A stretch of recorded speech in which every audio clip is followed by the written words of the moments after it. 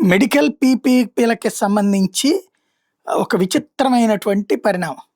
బాబు గారు నిన్న మళ్ళీ మాట్లాడుకొచ్చారు. పీపీపీ కాలేజీల నియంత్రణ సర్కార్‌దేనట. ఆయన సమీక్షించారట. కొత్త మెడికల్ కాలేజీల మీద సీఎం స్పష్టీకరణ, నాణ్యమైన వైద్య సేవలకు పీపీపీ విధానం. ఒక్కొక్క మెడికల్ కాలేజీకి 50 ఎకరాలు, 25 ఎకరాలు కాలేజీ ఆసుపత్రి, 25 ఎకరాలు పారామెడికల్, నర్సింగ్, పేదలకు ఉచితంగా 70% పడకలు. ఇది అసలు లెక్క. ఇప్పుడు అంటే రెగ్యులర్‌గా జరిగేయన్నీ గొప్పగా ప్రొజెక్ట్ చేయడం. మన నీచాతి నీచ పత్రిక మెంటాలిటీ. వీళ్ళ టాక్టికల్ గేమ్ ఎట్లా ఉంటుందంటే, మెడికల్ కాలేజీలో ఇప్పుడు గవర్నమెంట్ మెడికల్ కళాశాల ఉంది. లేదా గవర్నమెంట్ మెడికల్ హాస్పిటల్ ఉంది. అందులో 70% పడకలు ఏమన్నా వేరే వాళ్ళకిస్తారు. 30% పడకలు ఏమన్నా వేరే వాళ్ళకిస్తారు ప్రైవేట్ వాళ్ళకి. లేదు కదా! అన్నీ ప్రభుత్వం చేతిలోనే కదా ఉండేది.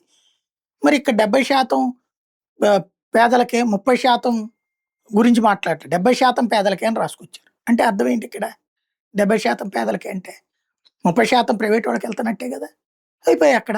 అంటే ప్రైవేట్‌దే కదా! ఇప్పుడు ఆ లెక్కనైతే అన్ని ప్రైవేట్ ఆసుపత్రుల్లో 70-80%, 80 ఏంటి కొన్ని ఆసుపత్రుల్లో 90% ఆరోగ్యశ్రీనే. మరి అవన్నీ ప్రభుత్వ ఆసుపత్రులు అవుతాయా? నంబర్ 1.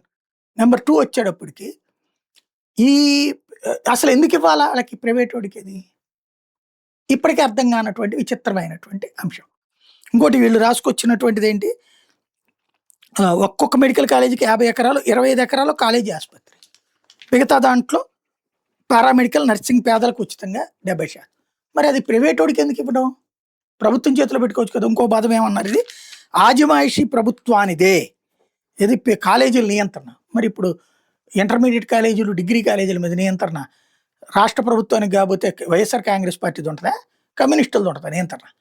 అయినా ప్రభుత్వం ఆధ్వర్యంలోనే కదా నడిచేది. ఇంకా అందులో నియంత్రణ మళ్ళీ ఇప్పుడు ఓన్లీ వీటి మీద నియంత్రణ అంటే ఎందుకు నాటకాలు ఆడడం?